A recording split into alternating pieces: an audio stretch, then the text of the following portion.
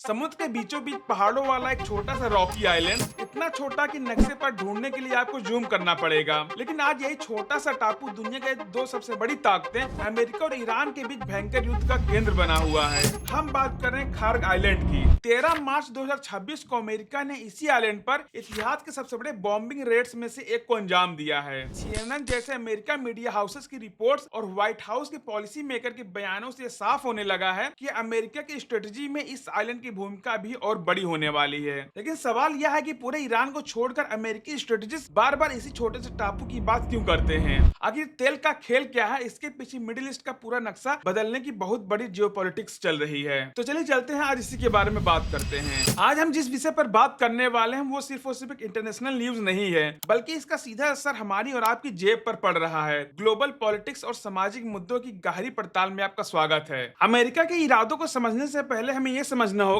कि आखिरकार Kharg island है क्या। फारस की खाड़ी में ईरान के तट से लगभग 25 किलोमीटर यानी 15 मील दूर बसा हुआ ये आइलैंड, जिसे ईरान का धड़कता हुआ दिल कहा जाता है और इसे ईरान का क्राउन ज्वेल भी कहा जाता है। क्यों? क्योंकि ईरान जितना भी कच्चा तेल पूरी दुनिया को भेजता है उसका लगभग 90% हिस्सा सिर्फ और सिर्फ इसी आइलैंड से होकर गुजरता है। और यहाँ के ऑयल स्टोरेज टैंक्स इतने बड़े हैं जिसमें लगभग 3 करोड़ से ज्यादा यानी 31 मिलियन बैरल से ज्यादा तेल को स्टोर किया जा सकता है। यहाँ एक और खास पहलू ये है कि इसके आसपास का पानी इतना गहरा है कि दुनिया के सबसे बड़े ऑयल टैंकर्स, जिन्हें सुपर टैंकर्स कहा जाता है, यहाँ आकर के सीधे डॉक कर सकते हैं। पार्शियन गल्फ के बाकी ज्यादातर हिस्से इतने गहरे नहीं है, तो वहाँ पे ये संभव नहीं हो पाता है। और इस आइलैंड का तेल जाता कहाँ है? मुख्य रूप से चाइना को। चाइना ईरान के तेल का सबसे बड़ा खरीदार है। अगर आसान भाषा में समझे तो अगर ईरान एक शरीर है तो खार्ग आइलैंड उसकी जुगुलर वेन है। तो अगर इस नस को दबा दिया जाए तो पूरा ईरान घुटनों पर आ जाएगा, और यही बात अमेरिका बखूबी जानता है। अब आते हैं सबसे बड़े सवाल पर कि अमेरिका इस टापू को लेकर के इतना ऑब्सेस्ड क्यों है। 13 मार्च 2026 को ट्रंप ने ट्रुथ सोशल मीडिया पर पोस्ट किया कि यूएस फोर्सेस ने खार्ग आइलैंड पर 90 से ज्यादा ईरानियन मिलिट्री टारगेट्स को तबाह किया है, जिसमें novel mine storage facilities, missile bunkers और एयर डिफेंस सिस्टम शामिल थे। लेकिन ऑयल इंफ्रा को छोड़ दिया गया है जानबूझ करके। ट्रंप ने खुद कहा कि हमने पाइप्स को छोड़ दिया है, लेकिन ऐसा हो सकता है हर बार न किया जाए। और फिर 20 मार्च को एक्सियोस ने रिपोर्ट किया कि ट्रंप एडमिनिस्ट्रेशन अब खार्ग आइलैंड को सीज करने का ऑप्शन पर विचार कर रही है, यानी सीधे कब्जा करना चाहती है। इसके पीछे 3 बड़े स्ट्रेटेजिक कारण हैं। पहला, ईरान की इकोनॉमी को जीरो करना। व्हाइट हाउस ऑफिशियल्स का मानना है कि खार्ग आइलैंड पर कब्जा करने से ईरान की IRCG यानी इस्लामिक रिवोल्यूशनरी गार्ड कॉर्प पूरी तरह बैंकरप्ट हो जाएगी, और ईरान की गवर्नमेंट का रेवेन्यू बहुत अच्छा इसी तेल से आता है। बिना इस आइलैंड के ईरान का एक्सपोर्ट रातों रात खत्म हो सकता है।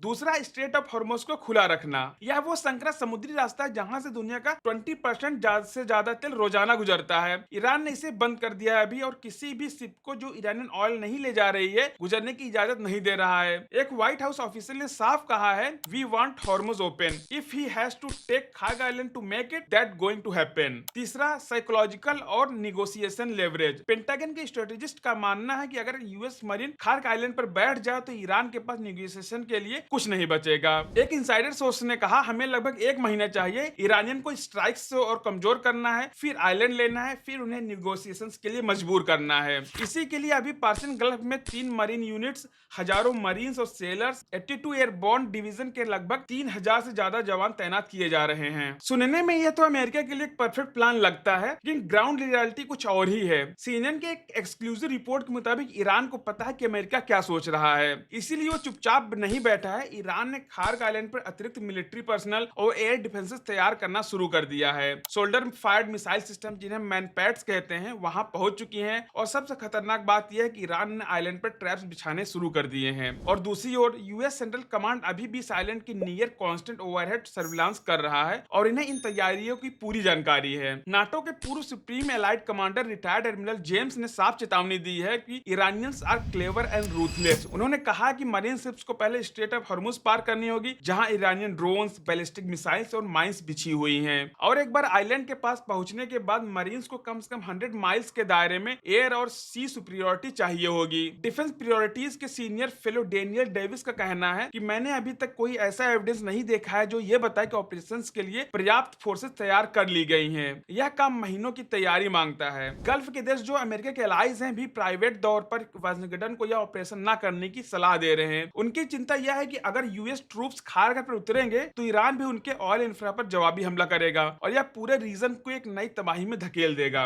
यह इतिहास खुद बोलता है, 1980 में इराक ने भी खार्क आइलैंड को बार बार निशाना बनाया था। ईरान ने तब भी वर्कराउंड निकाले थे और अपने ऑयल एक्सपोर्ट्स को जारी रखा था। ईरान की यह रेजिलियंस उसकी सबसे बड़ी ताकत है। अब सबसे जरूरी सवाल पर आते हैं कि यह मुझको और आपको कैसे इफेक्ट करने वाला है। यह मैं भविष्य की बात नहीं कर रहा हूँ कि कैसे होगा, यह अभी हो रहा है, जो आपने देखा भी होगा। भारत अपनी जरूरत के 88% कच्चा ऑयल विदेशों से इंपोर्ट करता है, हर दिन लगभग 42 लाख बैरल। इसमें से करीब आधा स्ट्रेट ऑफ हॉर्मोज से होकर आता है, जो आज बंद है, और इसका असर 3 लेवल पर हो रहा है। रुपए का गिरना और इंपोर्ट बिल का बोझ। जब से यह युद्ध शुरू हुआ है, इंडियन रुपी डॉलर के मुकाबले 94 के पार जा चुका है, जो एक ऑल टाइम लो है। इसका मतलब यह है कि हर बैरल तेल खरीदने के लिए भारत को पहले से 10% ज्यादा रुपए चुकाने पड़ रहे हैं। वहीं इंटरनेशनल क्रूड ऑयल का प्राइस जो पहले $70 पर बैरल के आसपास था, वो अब लगभग 120 से $122 प्रति बैरल तक पहुंच चुका है। दूसरा है महंगाई। घर की रसोई तक भारत सरकार ने इस हफ्ते पेट्रोल और डीजल पर एक्साइज ड्यूटी में 10 रुपीज प्रति लीटर की कटौती की है, ताकि पंप प्राइसेस बढ़ने से रोका जा सके। लेकिन यह एक बड़ा टैक्स रेवेन्यू लॉस है जो देश की अर्थव्यवस्था झेल रही है। सबसे बड़ी चोट यही है कि एलपीजी पर भारत का 91% एलपीजी गल्फ से आता है। सरकार ने रिफाइनरीज को आदेश दिया है कि वो पेट्रोकेमिकल प्रोडक्शन बंद कर दे, सारा प्रोपेन और ब्यूटेन घरेलू गैस सिलेंडर में लगाए। और जब ये सारी चीजें महंगी होगी तो फ्राइट कॉस्ट भी बढ़ेगा, मतलब कि आने जाने का खर्चा। दाल, सब्जियां, एफएमसीजी प्रोडक्ट सब कुछ महंगा हो रहा है। इसे इकोनॉमिस्ट इंपोर्ट इन्फ्लेशन कहते हैं। और तीसरा है ग्राउंड लेवल पर बदलाव, ईवी रेवोल्यूशन। लेकिन इस संकट का दूसरा पहलू यह है कि महंगे डीजल पेट्रोल की मार से बचने के लिए आम आदमी तेजी से इलेक्ट्रिक व्हीकल की तरफ शिफ्ट हो रहा है। कई शहरों में ई रिक्शा, स्कूटर और इलेक्ट्रिक कार्गो लोडर्स अब लोकल ट्रांसपोर्ट की रीढ़ बन चुके हैं। यह क्राइसिस भारत को एक कड़वा सच याद दिला रही है कि हमेशा के लिए क्रूड ऑयल पर निर्भर रहना एक बहुत बड़ा स्ट्रेटेजिक रिस्क है। आज की सबसे बड़ी आयरनी यह है कि 13 मार्च 2026 को अमेरिका ने खार्क आइलैंड पर 90 मिलिट्री टारगेट्स तबाह किए थे, लेकिन ऑयल पाइपलाइंस को जानबूझ करके छोड़ दिया था। और स्ट्राइक के कुछ ही दिन बाद सैटेलाइट इमेजनरी में यह 3 सुपर टैंकर्स डॉक किए नजर आए। यह बताता है कि यह खेल अभी खत्म नहीं हुआ है। खार्क आइलैंड सिर्फ और सिर्फ जमीन का टुकड़ा नहीं है, यह ग्लोबल सुपर गेम की विरासत का सबसे अहम मोहरा है। अमेरिका इसे हथियार बनाकर ईरान को पूरी तरह खत्म करना चाहता है, और ईरान इसे बचाने के लिए किसी भी हद तक जाने को तैयार है। अब देखना यह है कि क्या अमेरिका सच में इस आइलैंड पर अपने कदम रख पाएगा, या उसको उतारने की हिम्मत करता है, या सिर्फ और सिर्फ एक साइकोलॉजिकल प्रेशर बनाने की स्ट्रेटजी है। तो किसी भी तरीके से अगर आपको ये वीडियो अच्छा लगा हो तो अपने दोस्तों के साथ जरूर शेयर कीजिएगा, वीडियो को लाइक कीजिएगा